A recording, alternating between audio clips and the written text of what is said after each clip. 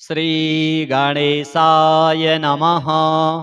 अथ शिवशिवा स्तुतिः। नमो नमस्ते गिरिशाय तुभ्यं। नमो नमस्ते गिरिकन्यकायै। नमो नमस्ते वृषभध्वजाय। सिंहध्वजायै च नमो नमस्ते। नमो नमो भूतिविभूषणाय। नमो नमश्चन्दनरूपितायै। नमो नमः भालविलोचनाय। नमो नमः पद्मविलोचनायै। त्रिशूलहस्ताय नमो नमस्ते। नमो नमः पद्मलसत्करायै। नमो नमो दिग्वसनाय तुभ्यं। चित्राम्बरायै च नमो नमस्ते। चन्द्रावतंसाय नमो नमस्ते। नमोऽस्तु चन्द्राभरणाञ्चितायै। नमः सुवर्णाङ्कितकुण्डलाय। नमोऽस्तु रत्नोज्ज्वलकुण्डलायै। नमोऽस्तु ताराग्रहमालिकाय। नमोऽस्तु हारान्वितकन्धरायै। सुवर्णवर्णाय नमो नमस्ते। नमः सुवर्णाधिकसुन्दरायै। नमो नमस्ते त्रिपुरान्तकाय। नमो नमस्ते मधुनाशनायै। नमो नमस्त्वन्धकसूदनाय। नमो नमः कैटभसूदनायै। नमो नमो ज्ञानमयाय नित्यं। नमश्चिदानन्दघनप्रदायै। नमो जटाजूटविराजिताय। नमोऽस्तु वेणीफणिमण्डितायै। नमोऽस्तु कर्पूररसाकराय। नमो लसत्कुङ्कुममण्डितायै। नमोऽस्तु बिल्वाम्रफलार्चिताय। नमोऽस्तु कुन्दप्रशवार्चितायै। नमो जगन्मण्डलमण्डनाय। नमो मणिभ्राजितमण्डनायै। नमोऽस्तु वेदान्तगणस्तुताय। नमोऽस्तु विश्वेश्वरसंस्तुतायै। नमोऽस्तु सर्वामरपूजिताय। नमोऽस्तु पद्मार्चितपादुकायै। नमः शिवालिङ्गितविग्रहाय। नमः शिवालिङ्गितविग्रहायै। नमो नमस्ते जनकाय नित्यं। नमो नमस्ते गिरिजे जनन्यै। नमो नमो नङ्गहाराय नित्यं। नमो नमो नङ्गविवर्धनायै। नमो नमस्तेऽस्तु विशासनाय। नमो नमस्तेऽस्तु सुधासनायै। नमो नमस्तेऽस्तु महेश्वराय। श्रीचन्दने देवि नमो नमस्ते। अथ रुद्राभिषेकस्तोत्रम्। कृष्णार्जुना ऊचतुः। नमो भवाय शर्वाय। रुद्राय वरदाय च। पशूनां पतये नित्यम्। उग्राय च कपर्दिने। महादेवाय भीमाय। त्र्यम्बकाय च शान्तये। ईशानाय मखघ्नाय। नमोऽस्त्वन्धकघातिने। कुमारगुरवे तुभ्यं। नीलग्रीवाय वेधसे। पिनाकिने हविष्याय। सत्याय विभवे सदा। विलोहिताय धूम्राय। व्याधायानपराजिते। नित्यं नीलशिखण्डाय। शूलिने दिव्यचक्षुषे। होत्रे पोत्रे त्रिनेत्राय व्याधाय वसुरेतसे अचिन्त्यायाम्बिका भर्त्रे सर्वदेवस्तुताय च वृषध्वजाय मुण्डाय जटिने ब्रह्मचारिणे तप्यमानाय सलिले ब्रह्मण्यायाजिताय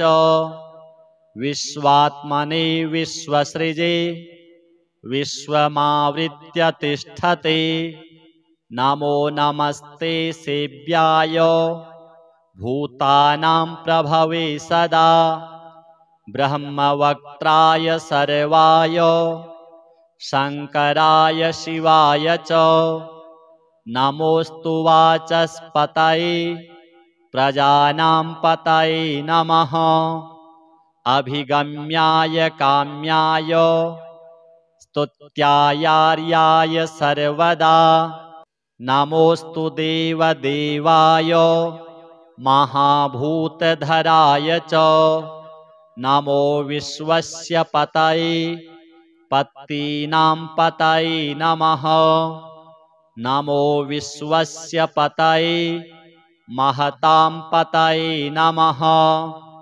नमः सहस्रशिरसे सहस्रभुजमृत्यवे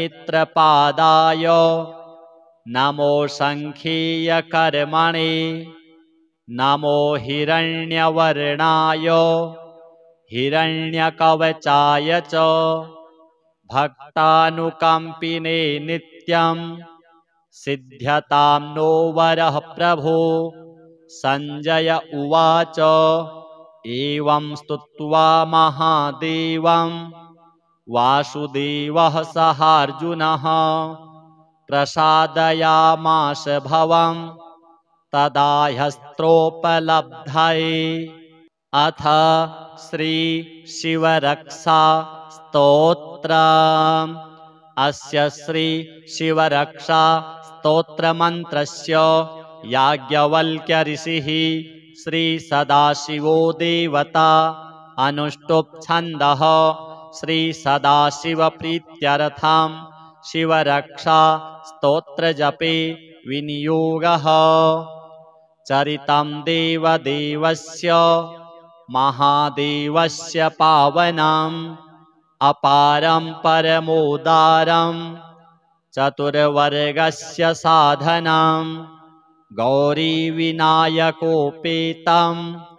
पञ्चवक्त्रं त्रिनेत्रकं शिवं ध्यात्वा दशभुजं शिवरक्षां पठेन्नरः गङ्गाधरः शिरः पातु भालम् अर्धेन्दुशेखरः नयने मदनध्वंसी कर्णो सर्पविभूषण घ्राणं पातु पुरारातिः मुखं पातु जगत्पतिः जिह्वां वागीश्वरः पातु कन्धरां शितिकन्धरः श्रीकण्ठः पातु मे कण्ठं स्कन्धौ विश्वधुरन्धरः भुजौ भूभारसंहर्ता करौ पातु पिनाकधृक् हृदयं शङ्करः पातु जठरं गिरिजापतिः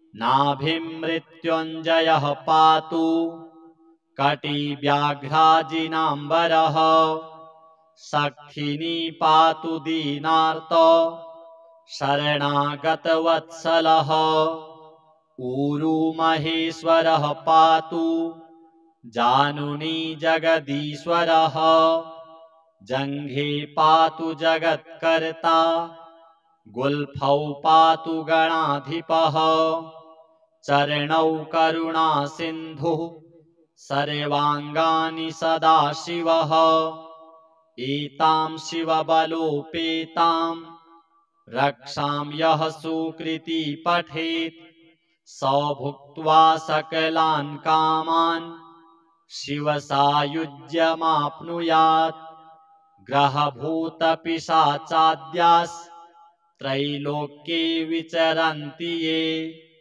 दूरादाशु पलायन्ते शिवनामाभिरक्षणात् अभयङ्करनामेदं कवचं पार्वतीपतेः भक्त्या बिभर्ति यः कण्ठे तस्य वश्यं जगत्त्रयम् इमां नारायणः स्वप्ने शिवरक्षां यथा दिशत् प्रातरुत्थाय योगीन्द्रो याज्ञवल्क्यः तथा लिखत्। अथ पञ्चदेवता स्तोत्रम्। गणेशविष्णुसूर्येश दुर्गाख्यं देवपञ्चकम् वन्दे विशुद्धमनसा जनसायुज्यदायकम् एकरूपान् भिन्नमूर्तीन् पञ्चदेवान् नमस्कृतान् वन्दे विशुद्धभावेन साम्बेनैकरदाच्युतान् कल्याणदायिनो देवान् नमस्कार्यात्महौजसः विष्णुशम्भुशिवासूर्य गणेशाख्यान्नमाम्यहम् एकात्मनो भिन्नरूपान् लोकरक्षणतत्परान् शिवविष्णुशिवासूर्य हेरम्बान् प्रणमाम्यहम् दिव्यरूपानेकरूपान् नानारूपान् नमस्कृतान् शिवाशङ्कर हेरम्ब विष्णुसूर्यान् नमाम्यहम् नित्यानानन्दसन्दोह दायिनो दीनपालकान् शिवाच्युतगणेशेन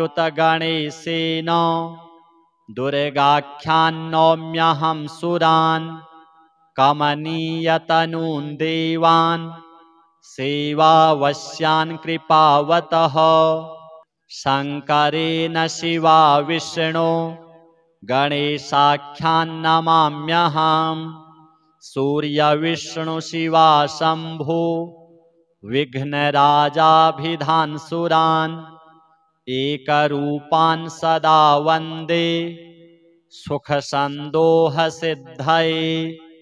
हरौ हरे तीक्ष्णकरे गणेशे शक्तौ न भेदो जगदादिहेतुषु अधः पतन्तेषु भिदां दधाना भाषान्त एवं यततोच्यताश्रमाः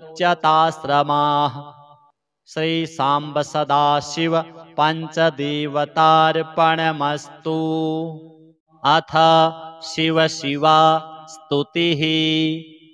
नमो नमस्ते गिरिशाय तुभ्यं नमो नमस्ते गिरिकन्यकायै नमो नमस्ते वृषभध्वजाय सिंहध्वजायै च नमो नमस्ते नमो नमो भूतिविभूषणाय नमो नमश्चन्दनरूपितायै नमो नमः भालविलोचनाय नमो नमः पद्मविलोचनायै त्रिशूलहस्ताय नमो नमस्ते नमो नमः पद्मलसत्करायै नमो नमो दिग्वसनाय तुभ्यं चित्राम्बरायै च नमो नमस्ते चन्द्रावतंसाय नमो नमस्ते नमोऽस्तु चन्द्राभरणाञ्चितायै नमः सुवर्णाङ्कितकुण्डलाय नमोऽस्तु रत्नोज्ज्वलकुण्डलायै नमोऽस्तु ताराग्रहमालिकाय नमोऽस्तु हारान्वितकन्धरायै सुवर्णवर्णाय नमो नमस्ते नमः सुवर्णाधिकसुन्दरायै नमो नमस्ते त्रिपुरान्तकाय नमो नमस्ते मधुनाशनायै नमो नमस्त्वन्धकसूदनाय नमो नमः कैटभसूदनायै नमो नमो ज्ञानमयाय नित्यं नमश्चिदानन्दघनप्रदायै नमो जटाजूटविराजिताय नमोऽस्तु वेणीफणिमण्डितायै नमोऽस्तु कर्पूररसाकराय नमो लसत्कुङ्कुममण्डितायै नमोऽस्तु बिल्वाम्रफलार्चिताय नमोऽस्तु कुन्दप्रसवार्चितायै नमो जगन्मण्डलमण्डनाय नमो मणिभ्राजितमण्डनायै नमोऽस्तु वेदान्तगणस्तुताय नमोऽस्तु विश्वेश्वरसंस्तुतायै नमोऽस्तु सर्वामरपूजिताय नमोऽस्तु पद्मार्चितपादुकायै नमः शिवालिङ्गितविग्रहाय नमः शिवालिङ्गितविग्रहायै नमो नमस्ते जनकाय नित्यं नमो नमस्ते गिरिजे जनन्यै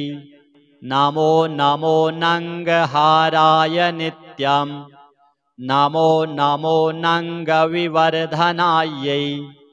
नमो नमस्तेस्तु विशासनाय नमो नमस्तेस्तु सुधासनायै नमो नमस्तेस्तु महेश्वराय श्रीचन्दने देवी नमो नमस्ते। अथ रुद्राभिषेकस्तोत्रम्। कृष्णार्जुना ऊचतुः नमो भवाय शर्वाय रुद्राय वरदाय च पशूनां पतये नित्यम् उग्राय च कपर्दिने महादेवाय भीमाय त्र्यम्बकाय च शान्तये ईशानाय मखघ्नाय नमोऽस्त्वन्धकघातिने कुमारगुरवे तुभ्यं नीलग्रीवाय वेधसे पिनाकिने हविष्याय सत्याय विभवे सदा विलोहिताय धूम्राय व्याधायानपराजिते नित्यं नीलशिखण्डाय शूलिने दिव्यचक्षुषे होत्रे पोत्रे त्रिनेत्राय व्याधाय वसुरेतसे अचिन्त्यायाम्बिका भर्त्रे सर्वदेवस्तुताय च वृषध्वजाय मुण्डाय जटिने ब्रह्मचारिणे तप्यमानाय सलिले ब्रह्मण्यायाजिताय च विश्वात्मने विश्वसृजे विश्वमावृत्य तिष्ठते नमो नमस्ते सेव्याय भूतानां प्रभवे सदा ब्रह्मवक्त्राय सर्वाय शङ्कराय शिवाय च नमोऽस्तु वाचस्पतये प्रजानां पतये नमः अभिगम्याय काम्याय स्तुत्यायार्याय सर्वदा नमोऽस्तु देवदेवाय महाभूतधराय च नमो विश्वस्य पतये पत्तीनां पतये नमः नमो विश्वस्य पतये महतां पतये नमः नमः सहस्रशिरसे सहस्रभुजमृत्यवे सहस्रनेत्रपादाय नमो शङ्खीयकर्मणे नमो हिरण्यवर्णाय हिरण्यकवचाय च भक्तानुकम्पिने नित्य नित्यं सिद्ध्यतां नो वरः प्रभो। सञ्जय उवाच एवं स्तुत्वा महादेवं वासुदेवः सहार्जुनः प्रसादयामास भवं तदा ह्यस्त्रोपलब्धये। अथ श्री शिवरक्षा स्तोत्रम्। अस्य श्री शिवरक्षा स्तोत्रमन्त्रस्य याज्ञवल्क्य ऋषिः श्री सदाशिवो देवता अनुष्टुप् छन्दः श्री सदाशिवप्रीत्यर्थं शिवरक्षा स्तोत्रजपे विनियोगः। चरितं देवदेवस्य महादेवस्य पावनम् अपारं परमोदारं चतुर्वर्गस्य साधनं गौरीविनायकोपेतं पञ्चवक्त्रं त्रिनेत्रकं शिवं ध्यात्वा दशभुजं शिवरक्षां पठेन्नरः। गंगाधरः शिरः पातु भालम् अर्धेन्दुशेखरः नयने मदनध्वंसी कर्णो सर्पविभूषण।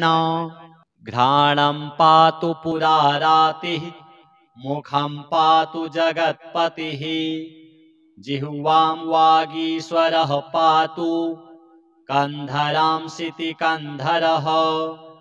श्रीकण्ठः पातु मे कण्ठं स्कन्धौ विश्वधुरन्धरः भुजौ भूभारसंहर्ता करौ पातु पिनाकधृक्। हृदयं शङ्करः पातु जठरं गिरिजापतिः नाभिं मृत्युञ्जयः पातु कटिव्याघ्राजिनाम्बरः। सखिनी पातु दीनार्तो शरणागतवत्सलः ऊरू महेश्वरः पातु जानुनी जगदीश्वरः। जङ्घे पातु जगत्कर्ता गुल्फौ पातु गणाधिपः। चरणौ करुणासिन्धुः सर्वाङ्गानि सदाशिवः। एतां शिवबलोपेतां रक्षां यः सुकृती पठेत् स भुक्त्वा सकलान् कामान् शिवसायुज्यमाप्नुयात्। ग्रहभूतपिशाचाद्यास्त्रैलोक्ये विचरन्ति ये दूरादाशु पलायन्ते शिवनामाभिरक्षणात्। अभयङ्करनामेदं कवचं पार्वतीपतेः भक्त्या बिभर्ति यः कण्ठे तस्य वश्यं जगत्त्रयम्। इमां नारायणः स्वप्ने शिवरक्षां यथा दिशत् प्रातरुत्थाय योगीन्द्रो याज्ञवल्क्यः तथा लिखत्। अथ पञ्चदेवता स्तोत्रम्। गणेश विष्णु सूर्येश दुर्गाख्यं देवपञ्चकं वन्दे विशुद्धमनसा जनसायुज्यदायकम्। एकरूपान् भिन्नमूर्तीन् पञ्चदेवान् नमस्कृतान् वन्दे विशुद्धभावेन साम्बेनैकरदाच्युतान्। कल्याणदायिनो देवान् नमस्कार्यात्महौजसः। विष्णुशम्भुशिवासूर्य गणेशाख्यान्नमाम्यहम्। एकात्मनो भिन्नरूपान् लोकरक्षणतत्परान्। शिवविष्णुशिवासूर्य हेरम्बान् प्रणमाम्यहम्। दिव्यरूपानेकरूपान् नानारूपान् नमस्कृतान् शिवाशङ्कर हेरम्ब विष्णुसूर्यान्नमाम्यहम् नित्यानानन्दसन्दोह दायिनो दीनपालकान् शिवाच्युतगणेशेन दुर्गाख्यान्नौम्यहं सुरान् कमनीयतनून् देवान् सेवावश्यान् कृपावतः शङ्करेण शिवा विष्णो गणेशाख्यान्नमाम्यहम् सूर्यविष्णुशिवा शम्भो विघ्नराजाभिधानसुरान् एकरूपान् सदा वन्दे सुखसन्दोहसिद्धये हरौ हरे तीक्ष्णकरे गणेशे शक्तौ न भेदो जगदादिहेतुषु अधः पतन्तेषु भिदां दधाना भाषान्त एवं यततोच्यताश्रमाः श्री सांब सदाशिव पंचदेवतार्पणमस्तु। अथ शिव शिवा स्तुतिः। नमो नमस्ते गिरिशाय तुभ्यं नमो नमस्ते गिरिकन्यकायै नमो नमस्ते वृषभध्वजाय सिंहध्वजायै च नमो नमस्ते नमो नमो भूतिविभूषणाय नमो नमश्चन्दनरूपितायै नमो नमः भालविलोचनाय नमो नमः पद्मविलोचनायै त्रिशूलहस्ताय नमो नमस्ते नमो नमः पद्मलसत्करायै नमो नमो दिग्वसनाय तुभ्यं चित्राम्बरायै च नमो नमस्ते चन्द्रावतंसाय नमो नमस्ते नमोऽस्तु चन्द्राभरणाञ्चितायै नमः सुवर्णाङ्कितकुण्डलाय नमोऽस्तु रत्नोज्ज्वलकुण्डलायै नमोऽस्तु ताराग्रहमालिकाय नमोऽस्तु हारान्वितकन्धरायै सुवर्णवर्णाय नमो नमस्ते नमः सुवर्णाधिकसुन्दरायै नमो नमस्ते त्रिपुरान्तकाय नमो नमस्ते मधुनाशनायै नमो नमस्त्वन्धकसूदनाय नमो नमः कैटभसूदनायै नमो नमो ज्ञानमयाय नित्यं नमश्चिदानन्दघनप्रदायै नमो जटाजूटविराजिताय नमोऽस्तु वेणीफणिमण्डितायै नमोऽस्तु कर्पूररसाकराय नमो लसत्कुङ्कुममण्डितायै नमोऽस्तु बिल्वाम्रफलार्चिताय नमोऽस्तु कुन्दप्रसवार्चितायै नमो जगन्मण्डलमण्डनाय नमो मणिभ्राजितमण्डनायै नमोऽस्तु वेदान्तगणस्तुताय नमोऽस्तु विश्वेश्वरसंस्तुतायै नमोऽस्तु सर्वामरपूजिताय नमोऽस्तु पद्मार्चितपादुकायै नमः शिवालिङ्गितविग्रहाय नमः शिवालिङ्गितविग्रहायै नमो नमस्ते जनकाय नित्यं नमो नमस्ते गिरिजे जनन्यै नमो नमो नङ्गहाराय नित्यं नमो नमो नङ्गविवर्धनायै नमो नमस्तेस्तु विशासनाय नमो नमस्तेस्तु सुधासनायै नमो नमस्तेस्तु महेश्वराय श्रीचन्दने देवी नमो नमस्ते। अथ रुद्राभिषेक स्तोत्रम्।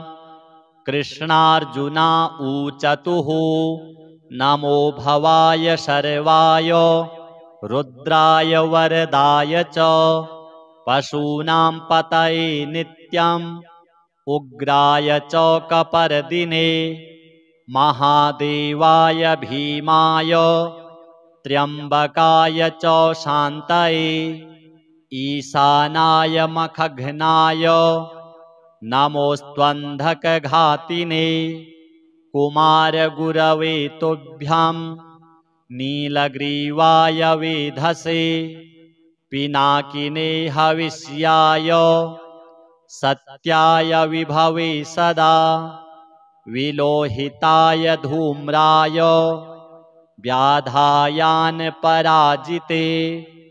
नित्यं नीलशिखण्डाय शूलिने दिव्यचक्षुषे होत्रे पोत्रे त्रिनेत्राय व्याधाय वसुरेतसे अचिन्त्यायाम्बिका भर्त्रे सर्वदेवस्तुताय च वृषध्वजाय मुण्डाय जटिने ब्रह्मचारिणे तप्यमानाय सलिले ब्रह्मण्यायाजिताय च विश्वात्मने विश्वसृजे विश्वमावृत्य तिष्ठते नमो नमस्ते सेव्याय भूतानां प्रभवे सदा ब्रह्मवक्त्राय सर्वाय शङ्कराय शिवाय च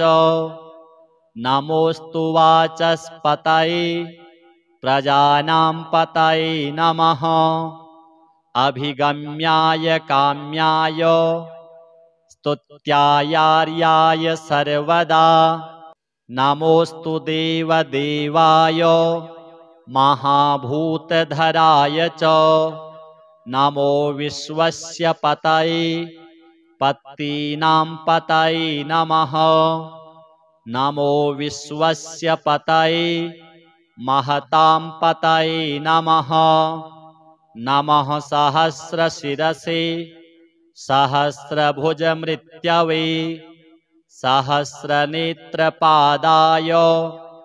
नमो शङ्खीयकर्मणे नमो हिरण्यवर्णाय हिरण्यकवचाय च भक्तानुकम्पिने नित्यं सिद्ध्यतां नो वरः प्रभो सञ्जय उवाच एवं स्तुत्वा महादेवं वासुदेवः सहार्जुनः प्रसादयामास भवं तदा ह्यस्त्रोपलब्धये अथ श्री शिवरक्षा स्तोत्रम्। अस्य श्री शिवरक्षा स्तोत्रमन्त्रस्य याज्ञवल्क्य ऋषिः श्री सदाशिवो देवता अनुष्टुप् छन्दः श्री सदाशिवप्रीत्यर्थं शिवरक्षा स्तोत्रजपे विनियोगः। चरितं देवदेवस्य महादेवस्य पावनम् अपारं परमोदारं चतुर्वर्गस्य साधनं गौरीविनायकोपेतं पञ्चवक्त्रं त्रिनेत्रकं शिवं ध्यात्वा दशभुजं शिवरक्षां पठेन्नरः गङ्गाधरः शिरः पातु भालम् अर्धेन्दुशेखरः नयने मदनध्वंसी कर्णो सर्पविभूषण घ्राणं पातु पुरारातिः मुखं पातु जगत्पतिः जिह्वां वागीश्वरः पातु कन्धरां शितिकन्धरः श्रीकण्ठः पातु मे कण्ठं स्कन्धौ विश्वधुरन्धरः भुजौ भूभारसंहर्ता करौ पातु पिनाकधृक् हृदयं शङ्करः पातु जठरं गिरिजापतिः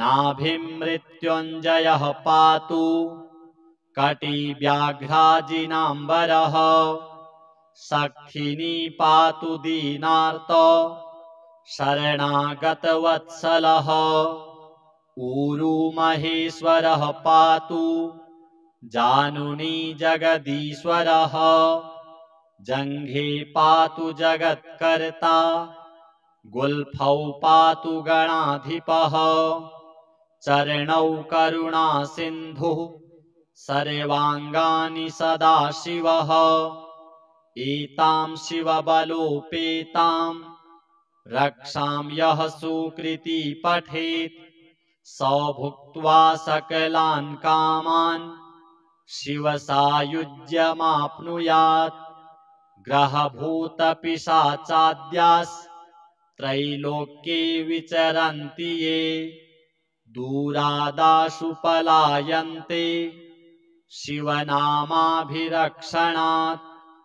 अभयङ्करनामेदं कवचं पार्वतीपतेः भक्त्या बिभर्ति यः कण्ठे तस्य वश्यं जगत्त्रयम् इमां नारायणः स्वप्ने शिवरक्षां यथा दिशत् प्रातरुत्थाय योगीन्द्रो याज्ञवल्क्यः तथा लिखत्।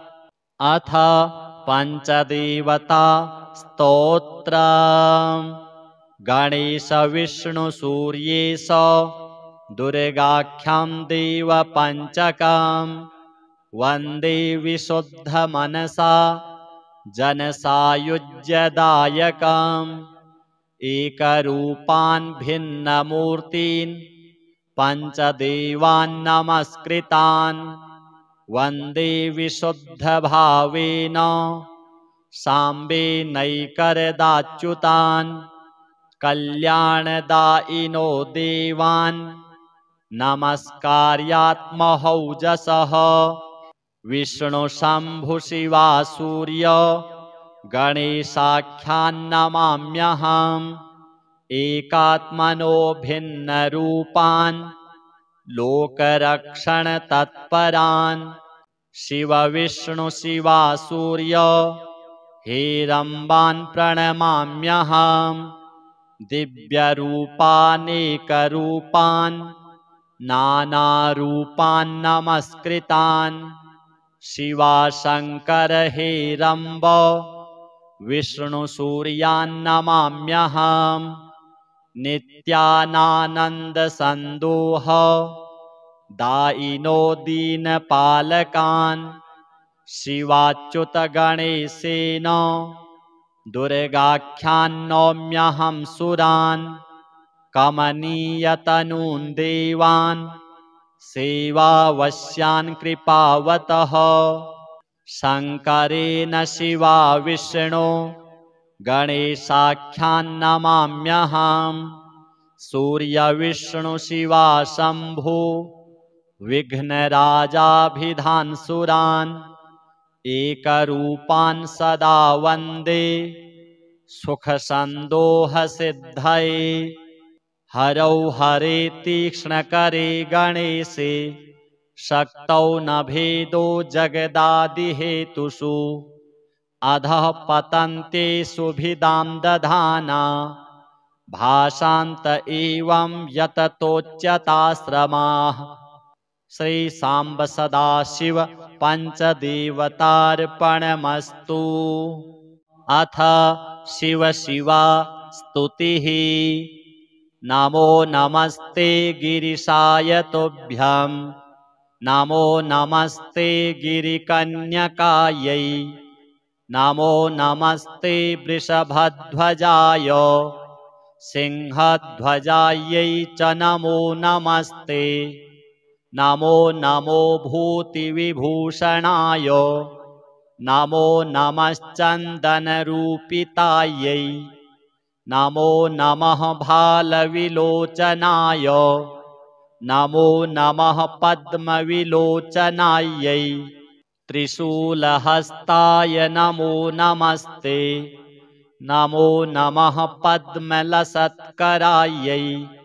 नमो नमो दिग्वसनाय तुभ्यं चित्राम्बरायै च नमो नमस्ते चन्द्रावतंसाय नमो नमस्ते नमोऽस्तु चन्द्राभरणाञ्चितायै नमः सुवर्णाङ्कितकुण्डलाय नमोऽस्तु रत्नोज्ज्वलकुण्डलायै नमोऽस्तु ताराग्रहमालिकाय नमोऽस्तु हारान्वितकन्धरायै सुवर्णवर्णाय नमो नमस्ते नमः सुवर्णाधिकसुन्दरायै नमो नमस्ते त्रिपुरान्तकाय नमो नमस्ते मधुनाशनायै नमो नमस्त्वन्धकसूदनाय नमो नमः कैटभसूदनायै नमो नमो ज्ञानमयाय नित्यं नमश्चिदानन्दघनप्रदायै नमो जटाजूटविराजिताय नमोऽस्तु वेणीफणिमण्डितायै नमोऽस्तु कर्पूररसाकराय नमो लसत्कुङ्कुममण्डितायै नमोऽस्तु बिल्वाम्रफलार्चिताय नमोऽस्तु कुन्दप्रसवार्चितायै नमो जगन्मण्डलमण्डनाय नमो मणिभ्राजितमण्डनायै नमोऽस्तु वेदान्तगणस्तुताय नमोऽस्तु विश्वेश्वरसंस्तुतायै नमोऽस्तु सर्वामरपूजिताय नमोऽस्तु पद्मार्चितपादुकायै नमः शिवालिङ्गितविग्रहाय नमः शिवालिङ्गितविग्रहायै नमो नमस्ते जनकाय नित्यं नमो नमस्ते गिरिजे जनन्यै नमो नमो नङ्गहाराय नित्यं नमो नमो नङ्गविवर्धनायै नमो नमस्तेस्तु विशासनाय नमो नमस्तेस्तु सुधासनायै नमो नमस्तेस्तु महेश्वराय श्रीचन्दने देवी नमो नमस्ते अथ रुद्राभिषेकस्तोत्रम् कृष्णार्जुना ऊचतुः नमो भवाय शर्वाय रुद्राय वरदाय च पशूनां पतये नित्यम् उग्राय च कपर्दिने महादेवाय भीमाय त्र्यम्बकाय च शान्तये ईशानाय मखघ्नाय नमोऽस्त्वन्धकघातिने कुमारगुरवे तुभ्यं नीलग्रीवाय वेधसे पिनाकिने हविष्याय सत्याय विभवे सदा विलोहिताय धूम्राय व्याधायानपराजिते नित्यं नीलशिखण्डाय शूलिने दिव्यचक्षुषे होत्रे पोत्रे त्रिनेत्राय व्याधाय वसुरेतसे अचिन्त्यायाम्बिका भर्त्रे सर्वदेवस्तुताय च वृषध्वजाय मुण्डाय जटिने ब्रह्मचारिणे तप्यमानाय सलिले ब्रह्मण्यायाजिताय च विश्वात्मने विश्वसृजे विश्वमावृत्य तिष्ठते नमो नमस्ते सेव्याय भूतानां प्रभवे सदा ब्रह्मवक्त्राय सर्वाय शङ्कराय शिवाय च नमोऽस्तु वाचस्पतये प्रजानां पतये नमः अभिगम्याय काम्याय स्तुत्यायार्याय सर्वदा नमोऽस्तु देवदेवाय महाभूतधराय च नमो विश्वस्य पतये पत्तीनां पतये नमः नमो विश्वस्य पतये महतां पतये नमः नमः सहस्रशिरसे सहस्रभुजमृत्यवे सहस्रनेत्रपादाय नमो शङ्खीयकर्मणे नमो हिरण्यवर्णाय हिरण्यकवचाय च भक्तानुकम्पिने नित्यं सिद्ध्यतां नो वरः प्रभो सञ्जय उवाच एवं स्तुत्वा महादेवं वासुदेवः सहार्जुनः प्रसादयामास भवं तदा ह्यस्त्रोपलब्धये अथ श्री शिवरक्षा स्तोत्रम् अस्य श्री शिवरक्षा स्तोत्रमन्त्रस्य याज्ञवल्क्य ऋषिः श्री सदाशिवो देवता अनुष्टुप् छन्दः श्री सदाशिवप्रीत्यर्थं शिवरक्षा स्तोत्रजपे विनियोगः चरितं देवदेवस्य महादेवस्य पावनम् अपारं परमोदारं चतुर्वर्गस्य साधनं गौरीविनायकोपेतं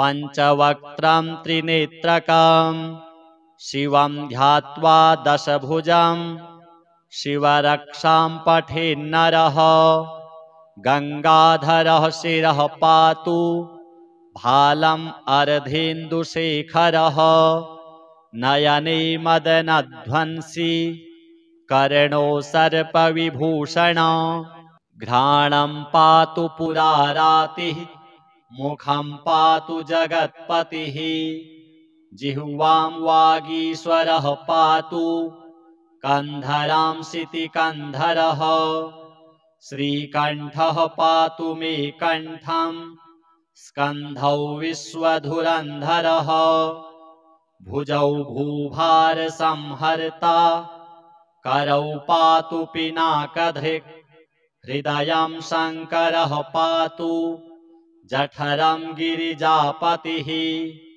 नाभिं मृत्युञ्जयः पातु कटिव्याघ्राजिनाम्बरः सखिनी पातु दीनार्तो शरणागतवत्सलः ऊरू महेश्वरः पातु जानुनी जगदीश्वरः जङ्घे पातु जगत्कर्ता गुल्फौ पातु गणाधिपः चरणौ करुणासिन्धुः सर्वाङ्गानि सदाशिवः एतां शिवबलोपेतां रक्षां यः सुकृती पठेत् स भुक्त्वा सकलान् कामान् शिवसायुज्यमाप्नुयात् ग्रहभूतपिशाचाद्यास्त्रैलोक्ये विचरन्ति ये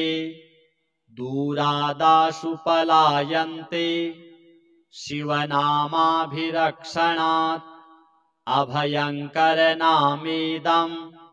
कवचं पार्वतीपतेः भक्त्या बिभर्ति यः कण्ठे तस्य वश्यं जगत्त्रयम् इमां नारायणः स्वप्ने शिवरक्षां यथा दिशत् प्रातरुत्थाय योगीन्द्रो याज्ञवल्क्यः तथा लिखत्। अथ पञ्चदेवता स्तोत्रम्।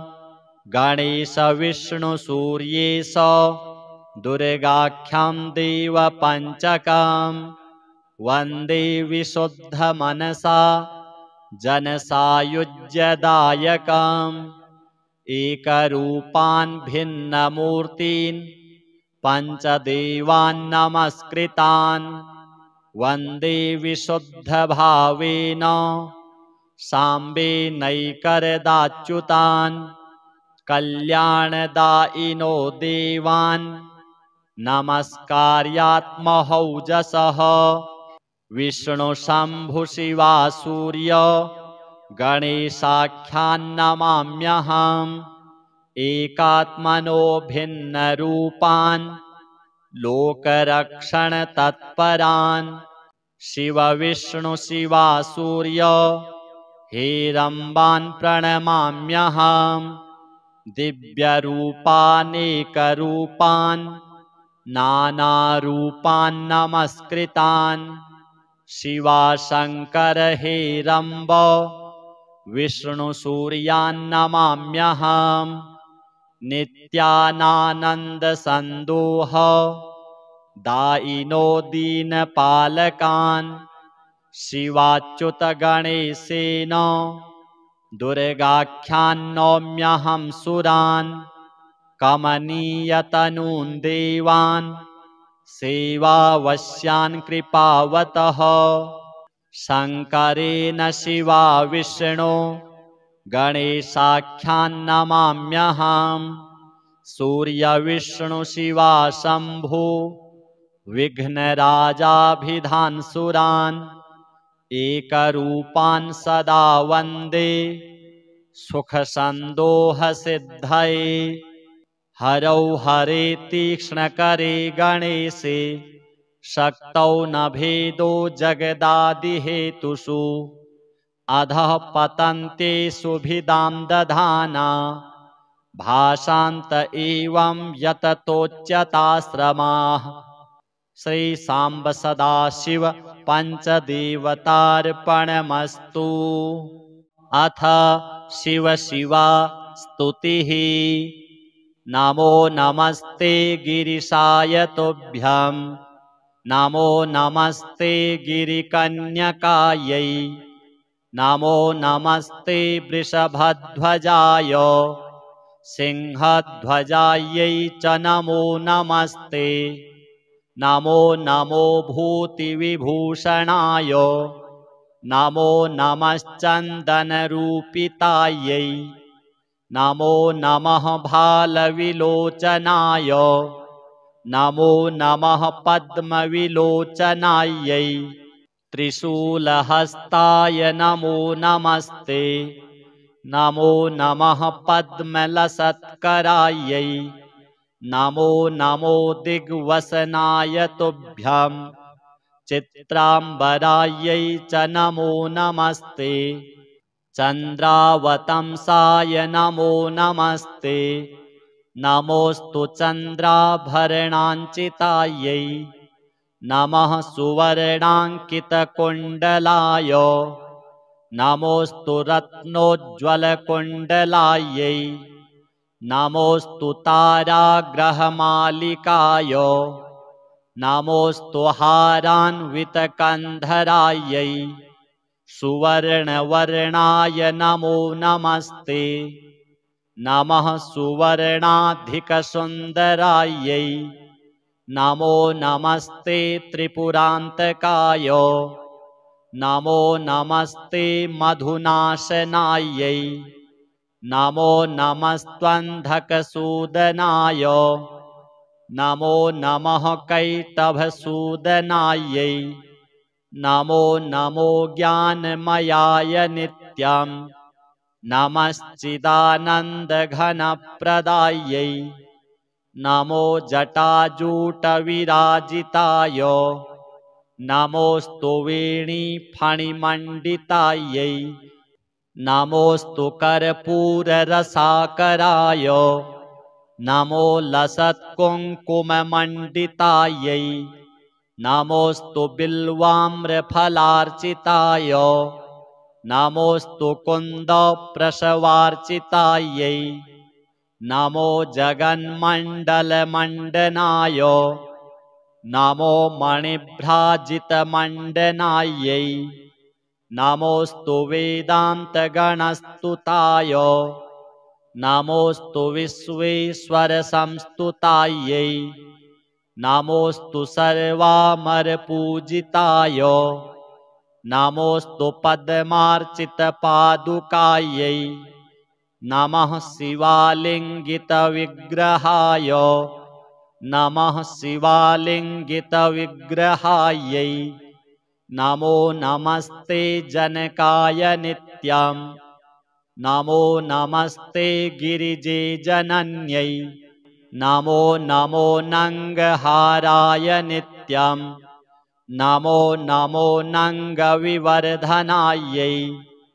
नमो नमस्तेस्तु विशासनाय नमो नमस्तेस्तु सुधासनायै नमो नमस्तेस्तु महेश्वराय श्रीचन्दने देवी नमो नमस्ते। अथ रुद्राभिषेकस्तोत्रम्। कृष्णार्जुना ऊचतुः नमो भवाय शर्वाय रुद्राय वरदाय च पशूनां पतये नित्यम् उग्राय च कपर्दिने महादेवाय भीमाय त्र्यम्बकाय च शान्तये ईशानाय मखघ्नाय नमोऽस्त्वन्धकघातिने कुमारगुरवे तुभ्यं नीलग्रीवाय वेधसे पिनाकिने हविष्याय सत्याय विभवे सदा विलोहिताय धूम्राय व्याधायानपराजिते नित्यं नीलशिखण्डाय शूलिने दिव्यचक्षुषे होत्रे पोत्रे त्रिनेत्राय व्याधाय वसुरेतसे अचिन्त्यायाम्बिका भर्त्रे सर्वदेवस्तुताय च वृषध्वजाय मुण्डाय जटिने ब्रह्मचारिणे तप्यमानाय सलिले ब्रह्मण्यायाजिताय च विश्वात्मने विश्वसृजे विश्वमावृत्य तिष्ठते नमो नमस्ते सेव्याय भूतानां प्रभवे सदा ब्रह्मवक्त्राय सर्वाय शङ्कराय शिवाय च नमोऽस्तु वाचस्पतये प्रजानां पतये नमः अभिगम्याय काम्याय स्तुत्यायार्याय सर्वदा नमोऽस्तु देवदेवाय महाभूतधराय च नमो विश्वस्य पतये पत्तीनां पतये नमः नमो विश्वस्य पतये महतां पतये नमः नमः सहस्रशिरसे सहस्रभुजमृत्यवे सहस्रनेत्रपादाय नमो शङ्खीयकर्मणे नमो हिरण्यवर्णाय हिरण्यकवचाय च भक्तानुकम्पिने नित्यं सिद्ध्यतां नो वरः प्रभो। सञ्जय उवाच एवं स्तुत्वा महादेवं वासुदेवः सहार्जुनः प्रसादयामास भवं तदा ह्यस्त्रोपलब्धये। अथ श्री शिवरक्षा स्तोत्रम्। अस्य श्री शिवरक्षा स्तोत्रमन्त्रस्य याज्ञवल्क्य ऋषिः श्री सदाशिवो देवता अनुष्टुप् छन्दः श्री सदाशिव प्रीत्यर्थं शिवरक्षा स्तोत्रजपे विनियोगः चरितं देवदेवस्य महादेवस्य पावनम् अपारं परमोदारं चतुर्वर्गस्य साधनं गौरीविनायकोपेतं पञ्चवक्त्रं त्रिनेत्रकं शिवं ध्यात्वा दशभुजं शिवरक्षां पठेन्नरः गङ्गाधरः शिरः पातु भालम् अर्धेन्दुशेखरः नयने मदनध्वंसी कर्णो सर्पविभूषण घ्राणं पातु पुरारातिः मुखं पातु जगत्पतिः जिह्वां वागीश्वरः पातु कन्धरां शितिकन्धरः श्रीकण्ठः पातु मे कण्ठं स्कन्धौ विश्वधुरन्धरः भुजौ भूभारसंहर्ता करौ पातु पिनाकधृक् हृदयं शङ्करः पातु जठरं गिरिजापतिः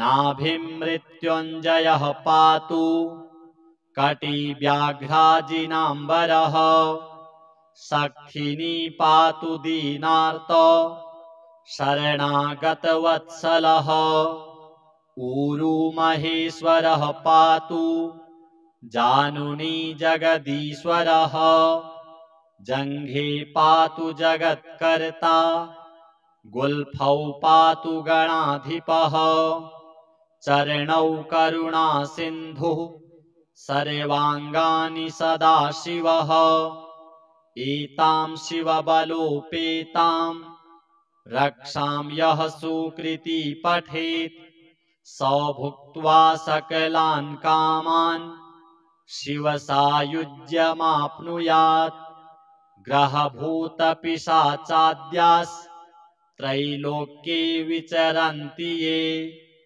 दूरादाशु पलायन्ते शिवनामाभिरक्षणात् अभयङ्करनामेदं कवचं पार्वतीपतेः भक्त्या बिभर्ति यः कण्ठे तस्य वश्यं जगत्त्रयम् इमां नारायणः स्वप्ने शिवरक्षां यथा दिशत् प्रातरुत्थाय योगीन्द्रो याज्ञवल्क्यः तथा लिखत् अथ पञ्चदेवता स्तोत्रम् गणेशविष्णुसूर्येश दुर्गाख्यं देवपञ्चकं वन्दे विशुद्धमनसा जनसायुज्यदायकम् एकरूपान् भिन्नमूर्तीन् पञ्चदेवान् नमस्कृतान् वन्दे विशुद्धभावेन साम्बेनैकरदाच्युतान् कल्याणदायिनो देवान् नमस्कार्यात्महौजसः विष्णुशम्भुशिवासूर्य गणेशाख्यान्नमाम्यहम् एकात्मनो भिन्नरूपान् लोकरक्षणतत्परान् शिवविष्णुशिवासूर्य हेरम्बान् प्रणमाम्यहम् दिव्यरूपानेकरूपान् नानारूपान् नमस्कृतान् शिवाशङ्कर हेरम्ब विष्णुसूर्यान्नमाम्यहम् नित्यानानन्दसन्दोह दायिनो दीनपालकान् शिवाच्युतगणेशेन दुर्गाख्यान्नौम्यहं सुरान् कमनीयतनून् देवान् सेवावश्यान् कृपावतः शङ्करेण शिवा विष्णो गणेशाख्यान्नमाम्यहम् सूर्यविष्णुशिवा शम्भो विघ्नराजाभिधानसुरान् एकरूपान् सदा वन्दे सुखसन्दोहसिद्धये हरौ हरे तीक्ष्णकरे गणेशे शक्तौ न भेदो जगदादिहेतुषु अधः पतन्तेषु भिदां दधाना भाषान्त एवं यततोच्यताश्रमाः श्रीसाम्ब सदाशिव पञ्चदेवतार्पणमस्तु।